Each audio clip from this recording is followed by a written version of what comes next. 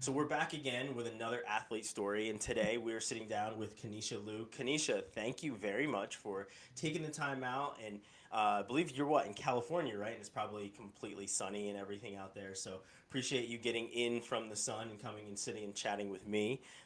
So let's start out just as we do with everyone else. Give us your background, where you're from, talk about the family, and give us I guess the spiel of who you are. Yeah, well, first off, thank you so much for having me. It's amazing being here. But yeah, no, I didn't always start out in California. I've moved around a lot. So I grew up in Northern California. Well, I was born there and then I moved to Washington State and then I moved to New Jersey and then I moved to California. So I've been around. And like that largely had to do with my dad. His job kind of, we had a lot of ups and downs, and like my parents are like working class immigrants, so getting his start in America was a little bit hard at the beginning, and so Mhm. we had to move around as he switched jobs, and then when he really found his rhythm, um, that was really lucky for us, and we were able to stay in one place. And yeah, no, it was really, I think I'm just really lucky that throughout it all, my parents were like really they thought that there was a lot of value in putting me and my brother in sports. So we both have tried a bunch of different things. The whole reason I got into swimming was because my brother he did it first, and then my parents were like, "Oh, like this is this thing that like." They were thinking like you're not gonna get too injured in swimming, Mhm. because it's not like impact. So they're like, "Oh, like Kendrick, that's my brother. He's pretty good at it. Like, let's give it a try with Kenesha." So that was kind of my beginnings with the sport. Um, and I honestly like I didn't like it at the beginning. I think I I was like really into the other sports that they had put me in, which was like dance and like ice skating. Like I don't really think I saw myself as like an athletic person. Mhm. Um, and like my parents are pretty traditional, so I think at the start they kind of were just like they wanted us both to be kind of like a renaissance man or woman, just having a lot of skills, but I don't think they really foresaw me being able to be like this pretty elite athlete. Mhm. Um, so it really we kind of just like rolled with the punches as it went on, and like flash forward like 20 years, like I had a pretty good career to look back on. That's pretty cool. That's pretty cool. I mean, most parents, they always try and put their kids in similar situations as they had when they grew up. So seeing as they just kind of wanted you thrust into all sports to get your own experiences is really, really cool. Now, you said you played a lot of sports as a younger child. Now, as you grew up, did you start to get into just one sport? I mean, obviously, you ended up swimming as a college athlete, but did you Mhm. start to get into or at least love one sport more than the other as you got older? Yeah, I think from the beginning I had an interest in gymnastics. I just thought that it was so fun. I thought the leotards were so pretty. Like, it I don't know. I just thought it was I thought that was gonna be my thing. And like as I got better and better, I kind of ran into some issues with like the coaching. I had like a pretty scary like Russian coach, and I think that was honestly the reason why I ended up not doing it, because I just felt like I had so much pressure in that sport from way too young of an age, in my opinion. So at a certain point, like I was just like, I just like sent a text to my coach from my like little like slider phone at like 9 years old and was like, "Hey, like I'm not gonna be at practice anymore." And so that got rid of gymnastics, and I just kept on swimming because I think for swimming, a lot of the the biggest reason I stayed in that sport was like my friends. Hmm. Um, I think that's a big reason why, a lot of kids stay in their sports. And like, I didn't realize that I really liked swimming until I moved to California. Which is kind of funny because I had to get over this like big hump before I was able to like really sink into that sport. Like moving from New Jersey to California, the level of athleticism, at least in swimming, is a whole nother world. Like Hmm. California swimming is like pretty fast. How old Um, were you when you moved to California from New Jersey? I was, like, about 11, and I was, like, really ready to move. I was like, "This is gonna be so fun. I'm gonna make so many friends, like, it's gonna be, like, awesome," and then I was hit w by, like, this I don't know, like, a ton of bricks, I guess, because I just wasn't expecting to be humbled at 11. Like, I thought I was pretty good. I didn't have plans to swim in college, but I was just like, "Oh, like, I'm pretty good," and then I came to California, and I was like, I was like, "Alright," and that transition was really hard because I also got into, I started swimming at Bray Aquatics, and I Mm, had another coach that was just he was pretty rough. He was, like, ex-military, like, the type of coach that would make you do push-ups if you were late, and I think at the start, like, I was like, "Well, here we go again," like, being pushed at this young of an age, like, I don't know if I wanna do this, like, I don't even know if I wanna do this sport, and this guy is making me do because I would cry before I got to practice, and then it would make me late, and then I'd have to do push-ups, so I was just like, this, little 12, 11-year-old me was like, "This is not worth it." But I think the difference there is, like, that coach, like, he believed in me and mhm, he, like, pushed, but it was like he pushed with a purpose, whereas the other gymnastics coach, I felt like I didn't feel uplifted at all. Like, he would get mad at me if I didn't lead the lane, like, if I wasn't going hard enough in practice, and I think it really taught me, like, how to work hard, which was the biggest deal because I was the kid before that would get out once a month at practice because I had like a stomach bug or something. I just didn't okay. feel like swimming. Yeah. Yeah. So this coach kind of changed my view of myself in the sport. He taught me to work hard, and, like, one day, I, like, really got used to his training, and I realized, like, he was doing it for the right reason, and I Mhm. remember, like, a distinct moment of, like, riding in the car home with my mom from practice, and I was like, "I think I do wanna swim in college." And she was like, "Oh, like, yay."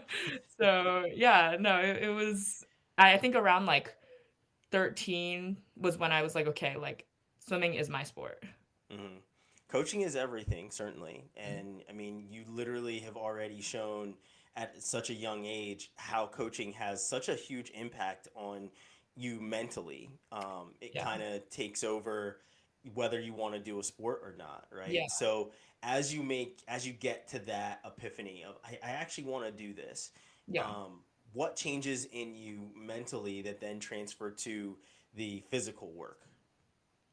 Yeah, yeah, like, to your point, like, coaching is everything. I think from a young age, it really shapes the way that you're gonna see I guess, like, the way you're gonna work, Hmm. and so, for me, like, getting to like, there was this report by, like, these psychologists, they did a study, and it was like, they found that, like, parents who tell their kids that they're hard workers rather than just being smart is actually more beneficial in the long run because when you tie your identity to being a hard worker rather than being smart, like, you will work to maintain that identity. And Hmm. so you will keep on working hard and keep on doing that thing. And so, like, I really, really credit my coaches bringing me up as seeing myself as somebody who, you know, is a hard worker. I think that if I thought the other way, because I kind of like, as I was saying, like I kind of got humbled when I moved to California, like, Yeah. and like it's natural. Like as a kid, you kind of think you can do everything, and I was so guilty of thinking that I ruled the world. Um, so I think that has really made such a difference. And now, like transitioning from my sport into the real world with the job it actually played a huge role in why I was able to even get a job in the first place, like, the so I work at a startup now, and, like, the Hmm. person who found me, my manager, like, she was looking at athletes, actually, because she knew that, like, student athletes know how to manage a big workload, they know how to work hard, they're pretty adaptable, and a lot of times they're great at collaborating and leadership, because those are things that you need and things that you end up learning in your sport, which you don't even think about, which is great. And so like I ended up being able to like work in a startup world which is not the easiest because everything Hmm. moves so fast. So yeah, no, I really credit like the early coaching that I had to being able to succeed later in life. Hmm. Now, you said one of the reasons that you stuck with the sport was your brother, but also a lot of your friends. Yeah. And as you continue to work harder and the accolades start piling up, um, are your friends starting to notice how well you're doing? And are they, are you getting to go to these all-star meets and things like that with them, or are you kind of passing them by? Yeah. I think that friends are also just really core. Like the people that you surround yourself with, those are what you become. And I Hmm. think one thing I actually struggled with was being able to pick and choose who I hung out with. So at the start, like I wasn't amazing by any means, but like I had natural talent. So like as I got faster and faster, that hard work paid off and I was able to, you know, work my way up to being one of like the fastest on the team. And I I really struggled with the people who were in my ear who was telling me like, "Oh, like you're it's not going to last so long, like just wait until you get to this age or just wait until this and this," or just saying like you're not that good. And then other people who were like supportive and like really were by my side not because I was like this person, this fast swimmer, just because they actually liked me. I think that's something that I didn't realize. Like there were a lot of people who were mean to me because they were jealous. There were people who were nice to me because I was fast, but then mean to me behind my back. And then there were people who genuinely cared. And that was really hard for me to distinguish when I was that young. And even like when I realized some people didn't have my best intentions, like I think I still had a hard time being able to cut them off because I just felt like I don't know, I was very passive. Like I didn't feel like I could. I didn't know how. Um and you'd be surprised, like, these people weren't all my age. Some people were older, some people were parents, like, some people were other teams' coaches. So, like, I was really, really lucky to have that talent and to be able to progress up. I think I was really lucky that I also didn't have, like, huge highs and then, like, have to, like, work around trying to maintain that high. Like, I was able to have a steady incline into, being good, Hmm. which I think is really helpful.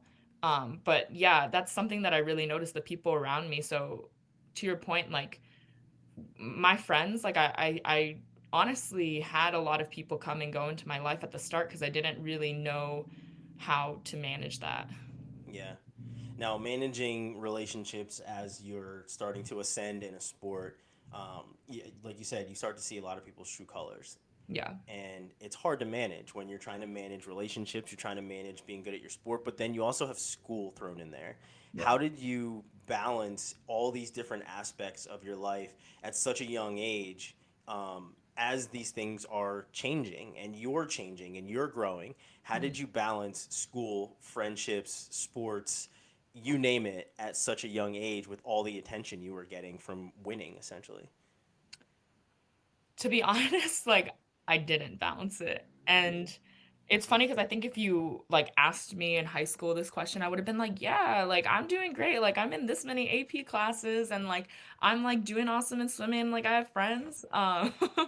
But like the great thing about growing up is that hindsight and like I thought that I was doing awesome. I thought that I Hmm. had everything under control, but I just wasn't paying attention to myself. Like I was heavily like overworked and I didn't get very much sleep because I felt like I had to do all of these things. Like for the three aspects, like school, swim, and social, I think socially, like I wasn't able to do a lot of things. That's just something that you have to give up. Hmm. Um, like you're just not allowed to, hang out after school because you got to get ready for practice. You can't like stay up at late at night because you have morning. But luckily, the friends part was taken care of because I had friends at swimming, so I got to Hmm. be around my peers. I didn't really miss out too much. But to school and swimming, like looking back, like I honestly would have cut back the amount of AP classes I took. And like the amount of pressure I put on myself. I think a lot of times people are like, student athletes can do it all. Like, like you have to do it all. You're so amazing because you can do it all. But like, it's okay to not, you know, to not feel that way. It's okay to prioritize some things a little bit more. I'm not saying that you should like only go all in on one thing. Like you need both. But I think Mm-hmm. that like the amount of stress that I felt and the dangerous thing to me was that I didn't even realize it until college. And then by the time you realize it, a lot of times like something bad has to happen for you to realize it, which happened to me. And so yeah, no, I didn't balance it well. Like I took a lot of AP classes and I think it set me up for college, but I don't think looking back that it was as valuable as it seemed in at that time. Yeah. Yeah. I mean, trying to balance life as you're growing up is Yeah. extremely hard. And Mhm. with you taking AP courses, that's definitely not something that we have in common. I was not the kid taking AP courses like you were. So I guess I can say that I probably balanced it a little bit better than you did because I had no academic pressure whatsoever when it came to that. Yeah. So I don't know, I wish I could relate a little bit more, but those aspects, how did they start to translate for you with all of that pressure as you were growing and getting all of these accolades and getting better? How did things start to balance out, or did they never balance out and you just kind of continued on until you realized that wasn't really good? I didn't do Mhm. very well with that. Yeah. So my sophomore year, it really came to a head my sophomore year of college. So I was like entered into UCLA. Like I as a freshman I'd won like newcomer of the year, like on paper it looked like I was doing really well. Like I had a great season before that. My grades were pretty good. Like I was on like the director's honor roll, everything. Um but I was so stressed and I I think that the people around me cared about me, but I think that they didn't know to check in on me because like I was always the person who's just like go go go, like that's all I ever did. You always seem to Um have it together. yeah, and I think a lot of athletes will seem that way because they're so used to being able to do all that, especially under pressure. Hmm. And so my second quarter, like all I was just so honestly depressed and I like failed the majority of my classes. And it was such a huge moment and it felt like the end of the world at the time. Like I was like, I'm not gonna be able to get a job. Like this is going to ruin everything. Also, like your grades are kind of public in a way because they release a list every quarter, and if you're not on it, they know that you didn't hit a certain GPA. So like that made me feel even worse because I was like, not even did I just fail all of these things. Like everybody knows that I didn't do great. So it was just like it felt like the worst moment. And I think like even in that aftermath, like I don't even think I realized like what was happening. Like my coach texted me and she was like, "Hey, like what happened?" And I was like, "Just a bad quarter." And that was that. Hmm. And my parents were like, "Yo, like are you okay?" And I was like, "I'm figuring it out." And it was it. Like I think I really needed more there and I didn't even know it. But from then on, I think I really just like tried to pull it together even more and it was a really slow process of figuring out like I was feeling this and this because I was really stressed and I don't want to do all of my schoolwork because like I'm just having a hard time with everything in general. And that process took so long because I didn't think like, oh, like I should check in with somebody else. I should like ask, I should get help. Like it just Hmm. wasn't even a priority for me. I was like, I have too many things. And that was the problem. So Yeah. yeah. Now, as a high school athlete, Mhm. do you think that not being able to handle things correctly at a young age was kind of the catalyst for everything coming to a head later on? That is a really good question. Yeah, honestly, I think it goes back to just like what you're exposed to as a kid. Um, I there was like another talk that I did with athletes to athletes with a parent who was there, and he was talking about like how he checks in with his kids. Like he has three different kids, and it's no pressure if they don't become an athlete. Mm-hmm. He's very aware of like how dangerous sports culture can be sometimes, and that was like so refreshing to me. Like I was like I don't know if that's like the norm now or anything, but like to me, I really wish I had somebody in my life to be like, you can slow down, like you can take a break. Yeah. I think because I was so there's like good and bad to every side, and it's like nobody's fault in general. I think it's just the culture, but like because I had this idea of what an athlete had to be, like I felt like I couldn't miss practice. I felt like if I'm not like physically incapable of getting out of bed, like I'm fine. Yeah. Um, and so I think it's really important for high schoolers to know that like you can be not okay. That's the first step, like being able to check in with yourself. I think honestly that's a skill of knowing when to start and stop. Um, and I think like it's key to identify the people around you who are actually there because they care about you. Mm-hmm. Like, that is everything. Like I said, like, I think the people around you, that's who you become. Um, and so I think that's another point was, like, I had kind of surrounded myself with toxic people, so I didn't know how to speak up for myself. I felt like the only interesting thing about me was honestly was that I was an athlete because it seemed to be the only thing people talked about, or that's how it felt when I was young. Um, and so I think one great thing about college was learning that like my identity is not that like I'm a swimmer. Like I'm a person who swims. I'm not a swimmer. And that is something that I'm honestly still trying to like get out of. Like I'm still trying to be like, okay, like as I'm out of the sport, like I have so many other things that are important and other things that are valuable that I can bring to the people around me, to society. Um, and like one thing that like actually today, like I went to swim with my club team and I was like joking around with some of the kids and they're like in high school. So right now they're getting ready for CIF. Mm-hmm. And they were like joking with me. They're like, "Hey, like, are you gonna swim this summer with us?" And I was like, no, like it's like expensive too. Like I have to pay. Like I'm gonna start a GoFundMe. Like I was kidding. And they're like, "Oh, like Yeah. we'll pay." Like these 16-year-olds, they were all like, "Oh, like we'll give you $50 each." And I was like, I'm not gonna take $50 from you guys. But Yeah. like it was just crazy to me that out even though like I'm slow now compared to what I was before, and they still care about me. I'm like, you guys realize like I'm not what I used to be, and they just don't care because they like me for who I am, and it Mm-hmm. made me realize that like I had value beyond being fast. Like I actually helped my club team in other ways besides bringing attention to it, and that like kids are so honest, so that was like so heartwarming for me. Yeah.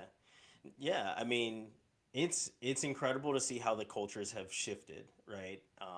Things are a lot different now than Yeah. what they were, and obviously you and I are years apart in age. But I was talking to a kid the other day at the gym about when I was an athlete in high school, and I was just Mhm. like, man, we didn't have those things put in Yeah. place. Yeah. You just kind of went out and you were an athlete, and that was it. No one was checking in with you. They were checking in with you, as a wrestler. They're checking in with you to make sure that your weight is okay and, and that you're feeling okay. But you're going to have days where you don't feel 100%, but you still have to go compete. You still have to go to school. You still have to go Mhm. to practice, right? And a lot of people aren't checking in on you. And, a lot of those things don't happen. And, I think even from a recruiting lens, and that's the next thing I want to get to with you is Yeah. now these coaches when they're recruiting you, they have a lot more things to think about where they're Mhm. trying to check the boxes of, okay, well, we know what her numbers are, we know what her grades are, but Mhm. who is she as a person, who is she mentally, and they're checking in to see like who you truly are outside of just being the athlete. Yeah. And so my question for you is like, when did you start getting recruited? Because honestly, I know that it's a little bit different Yeah. depending on the sport. Yeah. And when you started to get recruited, how did you handle this new added pressure? Yeah, I recruiting was crazy.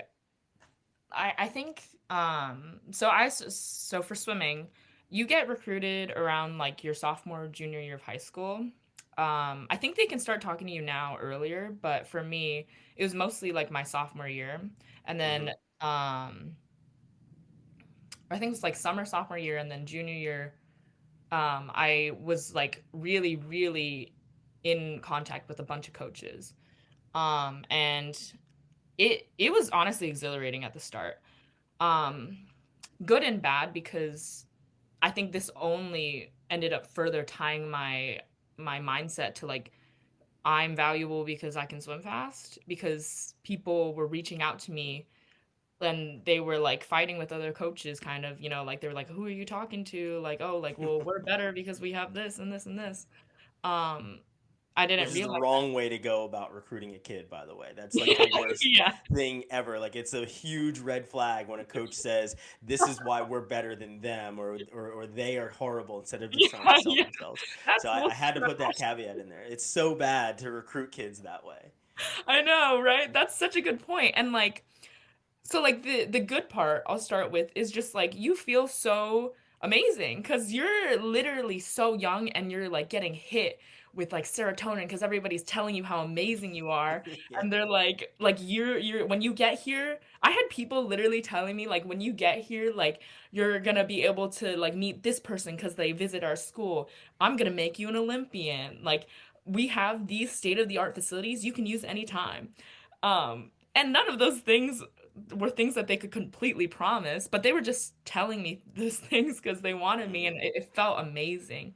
And like I was able to have some control and I could like pick and choose who I wanted to talk to and really decide like what was important to me, like what I valued in schools. It was a big decision, but I felt like in control and I felt like I was on top of the world, honestly. Mm-hmm. The bad part was like I think I don't know if it's any better, but when I was getting recruited like only a couple years ago, honestly, like yeah, like they're gonna tell you some coaches and some people who are just on their team are just gonna tell you whatever they can to get you there. Mm-hmm. And that's something that like is really hard to be able to distinguish. Like how do you know if this coach actually has your best interest at heart? And like I actually had like because eventually you're gonna have to say no to some colleges. Like I actually had like an assistant coach be like, "Why are you calling me to tell me that you don't want to go to this school? Like you're not that great. Like we don't really want you. Like it's fine." Like they were just like rude, and I was like, "The other day you were literally telling me how amazing I'm gonna be at your school." Like Yeah.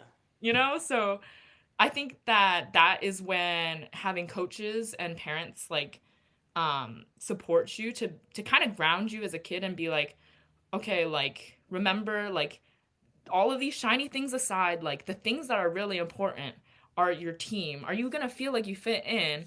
The culture, like, does that align with how you view your sports? Some schools, like, they are not as gung ho about sports, but that might be a better fit for you. Other schools are really intense about sports to the point where they don't let you go home for school. I mean, for summer, Mm-hmm. and that could be a deal breaker. Um, and like aligning with the team that you're or sorry aligning with the like coaches and the support like the PTs, the like athletic directors, like all of those people. I think that those are the things that minus all of the fancy equipment that all of these schools are going to have because they have millions of dollars. Like Mm-hmm. those three things I think are really important. And I think something that I didn't do, which I would recommend to like anybody who's recruiting, is like you should talk to the team. I think the team is going to be like, well, first off, you're going to see if you gel well with them, Mm-hmm. and that's everything. And second off all, like I wouldn't be afraid to like ask them like some hard-hitting questions, like because something to remember is like and something I realized when I was helping recruiting is like it honestly kind of is a show. Like I mean, I think it depends at every school, but like you're putting your best foot forward. Everybody is told to like, present their best self, like present the best things at the school. And so like don't be afraid to ask questions like so like what is your schedule really like? Like some schools Yeah. when I went to visit them, they'd be doing like relays and games when I was at practice and I was like hmm, like, Yeah, this doesn't seem right. yeah, I was like, "How are you doing this every day, but you're swimming fast?" So yeah, like, ask them stuff like, "What is your coach like? How does your coach make you feel if you don't swim well?" That's really Yeah, important. "Do you have a support system, both for mental health," I would ask, or, like, for academic resources? Like, I think those things are really important, and that might be something that the parents need to kinda keep on top of their kids, because I think a big thing for kids is, like, I really want kids to have fun when they're on yeah. recruit groups, because that's the most important thing, is to keep the sport fun.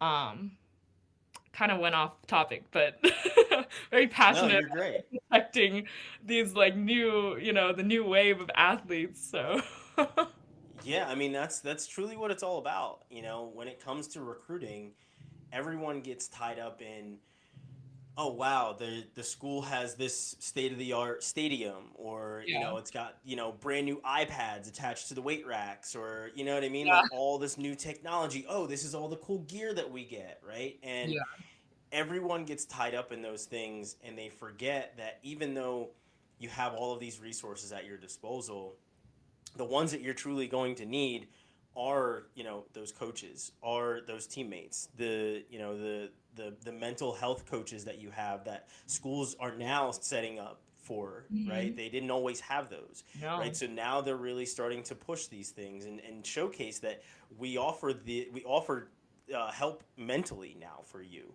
mhm, So I think it's a really important point of something that you experienced as you were going through the recruiting process of, you know what, this is something that I overlooked, and I probably should have looked into this. Now, as they're calling you though, and like you said, you love it. Everyone loves it. When you're getting recruited, it doesn't matter if it's D1, D2, D3.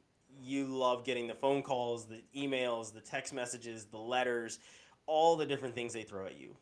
But mhm. how many of these coaches were calling you? How many did you have to talk to on a daily basis, that because they just kept calling? Was it a lot? Was it a little? And did you start to, like, kind of narrow your list down as things went on? Yeah, so every school is different, and also, like, honestly, it's gonna depend on how much they want you. Yeah. So, like, some schools that I'd never replied to, I was getting letters every week. Other schools like, also another point is, like, if there's a school that you like, don't be afraid to email them, because, like, they might not there's so many athletes. So, Yeah. I think that's something to remember, but, yeah, like, for me, I definitely had a couple calls, like, every week in the summer, and I think that it was for me, like, it was a little bit of a red flag if the head coach wasn't eager to meet me, because I think that's kind of telling that they're just like, "Oh, like, let the assistant do it." So that was kind of something that, like, if that was one of the things that in my head, I was like, "Oh, like, make a mental note of that." That's kind of not something that I don't know, I just didn't think it was great. Mm. Um, and I eventually was able to narrow my schools down to Duke, UCLA, of course, Stanford, Arizona, University of Arizona, and I was looking at Harvard for a little bit. I think that at the start it was a little bit rough for me because I didn't exactly have I had, like, an idea of what I wanted, which was a good school that Yeah. was, like, good at both academics and swimming, but honestly, I think I was a little bit too worried on what it would look like on paper, and, like, how what the publications would say about it, because, like I was saying, like, everything is public when you're an athlete, and a lot of people were just talking about me because of swimming, so I was like, "Okay, like, what school would look the best?" And that Mm. kind of narrowed down a lot for me, and it was also part of the reason why I was looking at schools like Harvard. Like, I didn't really want to go out of state for me personally, and Ivy Leagues are a little bit of a different story where, like, they don't have money to give, like, they're not as sports centric, but in my head, I was like, "Oh, Harvard's gonna look great on on the headline." Yeah. So, yeah, so I think that was something at the start that, eventually I did narrow them out because I was like, "Okay, like, I actually don't really want to go out of state. I don't want to go to a school that doesn't focus on sport as well. Hmm. Um, and I think you can only go on 5 recruit trips. My coach Okay. only wanted me to go on 3 because he didn't want me to miss practice. So the schools I ended up choosing were UCLA, Arizona, and Duke. And honestly, like amazing choices. I had fun at all of those schools, and like the coaches were great. Um, Hmm. but I think for me, UCLA really checked the box where I was like, well, this is an amazing school to go to. My brother, it was his dream school. So in my mind, I was like, ha, like I did it, you did it. um, and also like I felt like it was in my comfort zone where I was not too far from home, but like my parents couldn't drive out to me at any Hmm. convenience. So I was like, okay, that's good. Um, and I felt like I felt at home there. Um, but honestly, looking back, I think I would have done a couple things different. I think I would have broadened my scope in some areas and made it a lot smaller in others because honestly, the biggest thing for me was how it would look, and that's just not important. Yeah. Yeah. Now, the one of the things that you noted before was the culture, Hmm. and you know, we've had a lot of different athletes that have talked about the culture of the team and the school and Hmm. everything else. Once you finally pick UCLA and you get there, what's the culture like, and how much different is it, or how much was it? Were you able to predict once you got there? Yeah, I think the thing that I really loved about swimming at UCLA was like how much we cared about how other people did. As bad as that might sound initially, let me explain myself. Like swimming's a pretty individual sport, Mm-hmm. and I think that honestly some of the culture, like especially when you're being selected for like championship meets or for like exclusive uh selection camps, like you kind of end up seeing everybody, even your friends, as like competition. So I think that it was so refreshing for me to finally really truly want everybody on my team to do amazing. Like yeah, like we were still competing to get our hand on the wall first, but like they really nailed into my head like the idea of the team ranking and like the team doing well, and I honestly did a lot better um than I would expect because I was swimming for a bigger reason than myself. And I think that's one great thing about college athletics is like that extra reason is enough to push you through a lot more than you would have thought.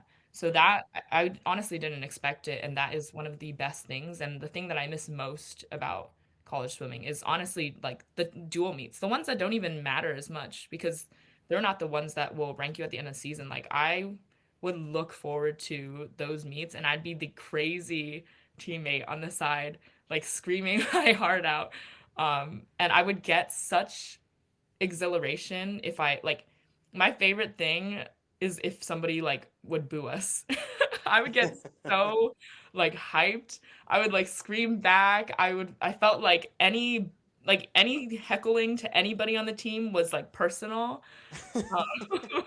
Like they're all of our enemies now. And Yeah. so that like it was the best feeling. And it's like funny because like honestly like sometimes that would happen at meets that weren't that big of a deal. Um but yeah, I think that the culture at every school is going to be really different. Mm-hmm. Like I mean, I think that the team aspect overall will be at basically every school, but um for me, I think I just didn't expect how that would make me feel and how awesome that would be. Um yeah, and I don't know. It's so different. And I think like with swimming specifically, it's like so different because it's individualistic.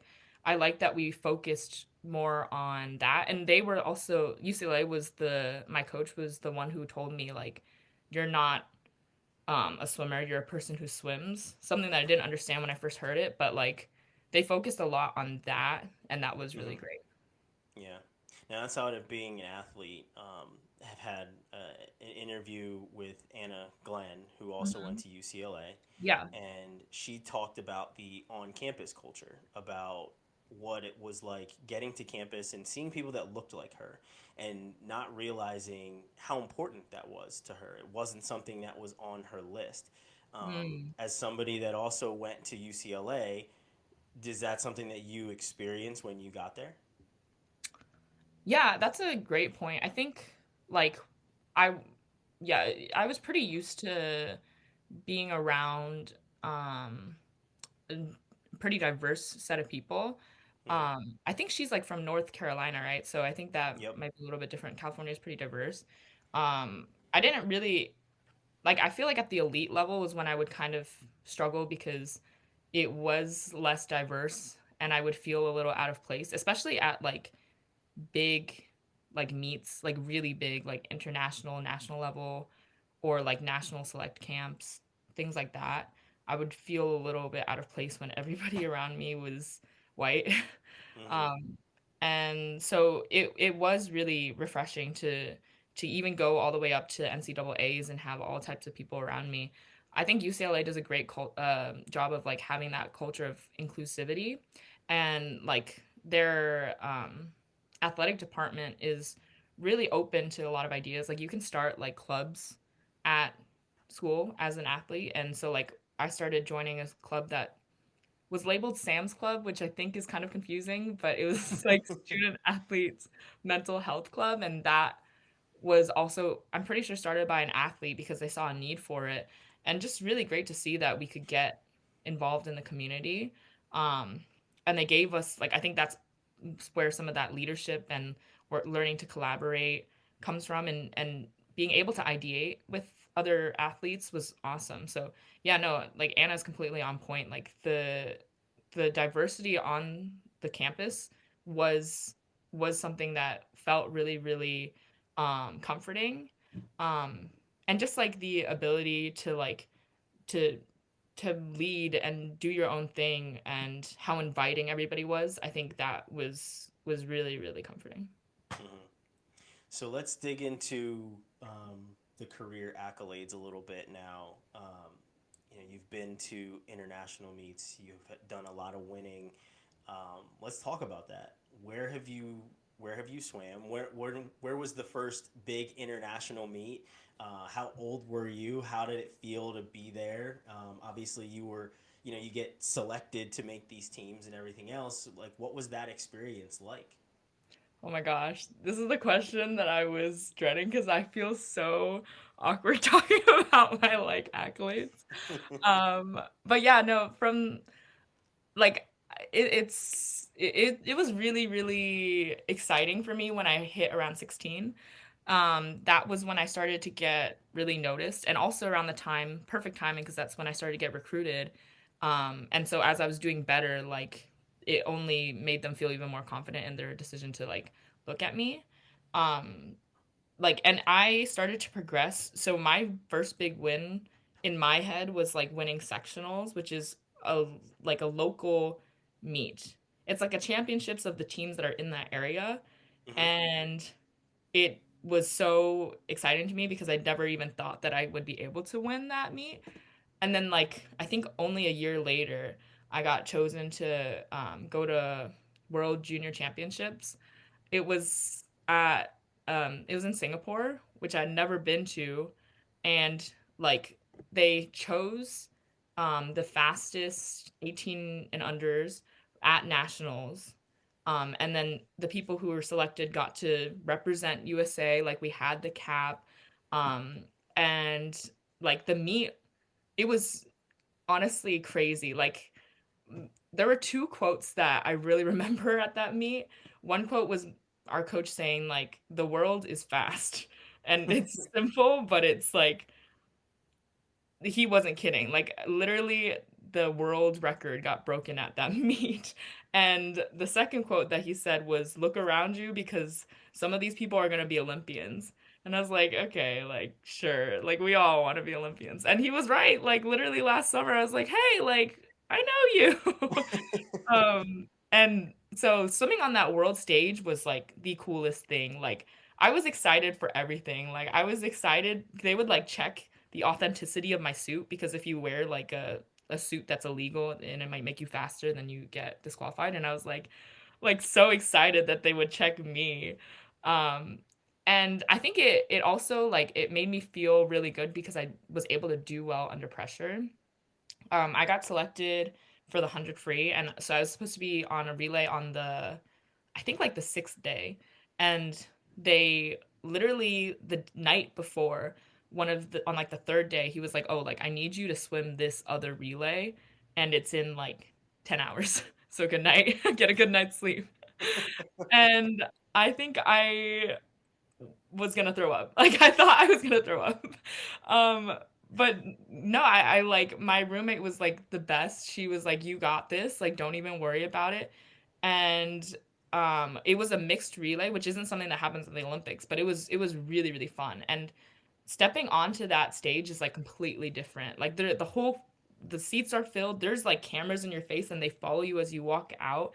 They let you, like you're suited up, and you get to wear, like, all of this brand new USA, like, clothing, and, like, you have the official caps on, and everybody's watching, and when I finished the race, like, people from other countries, like, fans from like, Singaporean fans, they were like, "Oh, like, can you, like, sign my shirt?" I was like, "You want me to devalue your shirt with my signature?"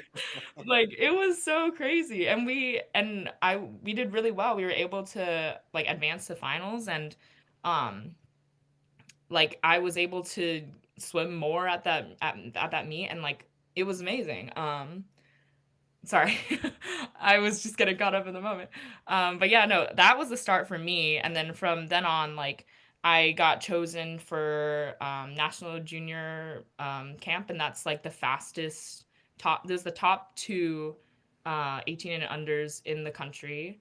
Um, in college, I swam an amazing race in 2019 that put me on world rankings. I was, like, 75th in the nation or in the world, which is crazy to me because like I don't think I'll ever be that good at anything ever again.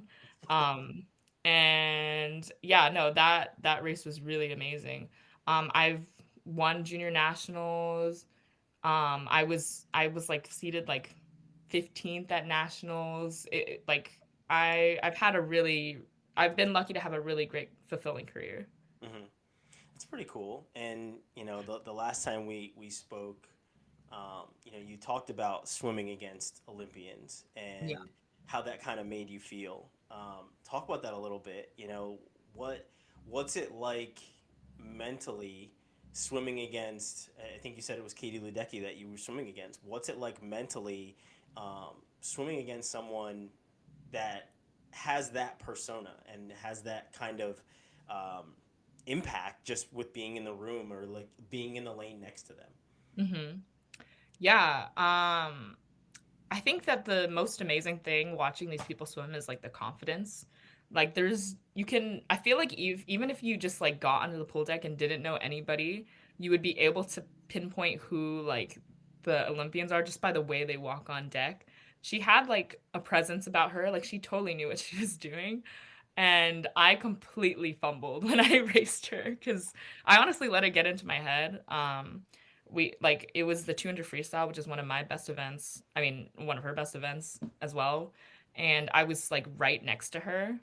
And I have a race plan, but I was like, you know what? Like, I need to do something different because this is like a special occasion almost. Like, I need to, try to like hang back and then try to get faster as I keep on going through that 200, which is not the complete opposite of my race strategy.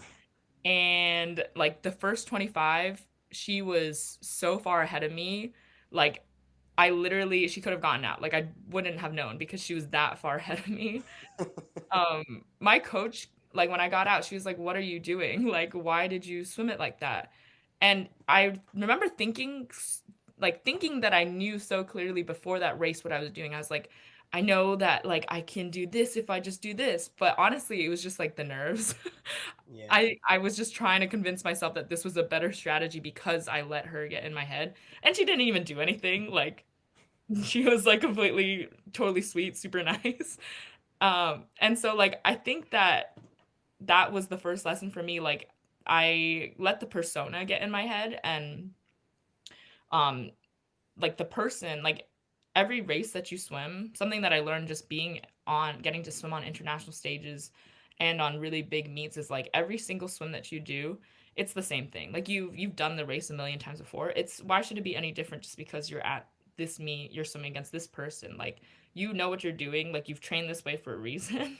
Hmm. And so that was really humbling. And from then on, I think I was able to like ground myself before racing, and like also sometimes like if you don't even sometimes I won't even look at the heat sheet because I don't want to see who I'm racing, because I know that it might get into my head, because at these like national meets, like not even are is it just one Olympian, like the whole like race is Olympians like next to you. So I think like just being able to realize like I shouldn't change my strategy, and also realizing like I'm here for a reason, like I belong with them. I worked my way to be at this competition. And so that kind of it stopped me from limiting myself to being like, well, they're at this tier and so like they have to beat me. Like we were all at the same meet. So we were all in the same level. And so I really needed to grind that into my head so I'd be like, okay, like I deserve to be here. Like this Olympian's just another person. Yeah. And with all of that, and we touched on it before, where the job you have now and your manager was literally looking for athletes because of how you handle all of these things. And I think it's been, you know, littered throughout this entire interview as you've been talking of being able to handle things differently. I think you've really touched on it throughout, but as as an adult now and you're no longer competing, do you feel like all of these experiences have really shaped and molded you into the capable employee that your manager was looking for? Yeah, 100%. And like that's something that when I got to UCLA, they used to tell us too. They used to be like, "Oh, well, like employers love student athletes." And like I honestly thought it was BS. I was like, "Yeah, right. Like why would they care what I do in the pool?" But like no, it's definitely true. And like something like as an adult is like I honestly am working through a lot of the things that I put off as an athlete. Um a lot of like, just like the stress, unlearning a lot of things from sports culture that was taught to me. And so that's kind of a really interesting experience, but I know now how to handle those things. And like I know I can be a lot better in like in finding that balance and checking in, and the problems that I had when I was like young like still are some things that I deal with today, but like it sports really set me off up well for entering um the adult the adult world, I guess, if you'd say. Like I don't have that hard of a time like managing a bunch of projects. um I feel like I'm really good at, getting my head down and focusing and entering that zone and doing my work. I feel like I'm great at collaborating. Like I really have sports to credit for that. And like my manager was telling me like, yeah, like I think that it's really impressive that you're able to like remember to do all these things and manage all these tasks. And it's earned me their trust. And like I'm literally only a year into working, or a little bit over a year into working, and like I feel like the reason I have their trust is because of those skills that I learned, and it makes me really grateful. Yeah. Um, One of the hardest things for athletes is when they're not athletes anymore. I think we all will always identify as athletes. Yeah. I don't, it doesn't matter. When I'm 9 million years old, I'm always going to say that I'm an athlete Yeah. because of the things that I've done in sports. Yeah. But you're not competing anymore. How did you handle that aspect of your life being gone? I'm still managing it, honestly.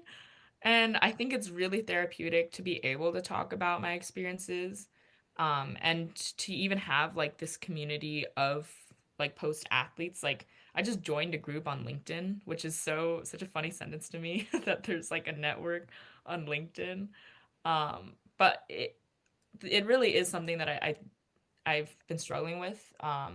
It's hard because I think when I was growing up, like I didn't have people tell me that I was anything more than an athlete. Hmm. Not because they meant to, but I think it's just like they were so focused on my career as a swimmer. It was And something that so, they could tangibly see you doing. right. And so, like, honestly, like some people, and these people aren't people that I'm super close to, but like they'll ask me what I'm doing after, uh, now that I'm done. And like, I sense that they like feel like they're bracing themselves to hear me say, like, oh, like I'm really struggling. Like, they'd be like, oh, so like, do you have a job now? And I'm like, yes, I have a job and I like it. So like I think that was something I was really worried about was that judgment. And I honestly do get it a little bit where people I think are like, "Oh, like do you even have anything that you're doing right now?" And it's like funny to me because like now I play other sports. Like I've gotten into tennis and volleyball and I'm so not used to being like to learning this new skill. And Yeah. so like I get really frustrated. And also like I'm great in water, I've learned, but on land like I'm not in my element. You're kind of like a fish out of water, apparently. Yes, exactly. So, like, I'm like, it's really helped me to be able to do this other sport, and it's reinvigorated, like, the way I feel about swimming. Like, I love the competition. I love, like, getting to be around, like, a new team, and, like, it's really fun getting to be better at a sport, so I think that's really helped. But yeah, no, like, it's just very different, and I think that you like you said, you always will see yourself as an athlete. I think it's important to know while you're an athlete that you have other things and there's other things out there. And like you hear a lot of Olympians say or post like ex-Olympians say that they get really depressed post Mhm. Olympics because they feel like that's like the height of their life. Um that's honestly something that I've been struggling with too. Like the thing about being top 75 in the world, like sometimes at night in the shower, I'll be like, what else? I'm never gonna be top 75 in the world at anything else. But like I don't have to be. And I think that the moment where with the kids from my club team where they were so excited for even the thought of me just like getting to go to the meet, even if I didn't swim, like that reminded me that like I don't have to be like as amazing as I was at this one thing because the other things that I have truly do have an impact. And so that's kind of something that I remind myself when on those days where I'm like, man, I really wish I was still swimming. Yeah. So now that you're, you know, not competing and you're more passionate about a lot of these things and you're realizing your impact, um, what's a piece of advice? And I think this entire interview has been pieces of advice, honestly. But what's something that um, you carry with you that you've been told or something that you've learned through your experiences that you think the next generation should know? Man, there is so many things that I could say. And I think it's funny because when people ask me this question, I like try to like I like word vomit because I'm so passionate about like trying to help the new generation avoid some of the things that I struggle with now. But I honestly think the biggest thing for me is the identity piece.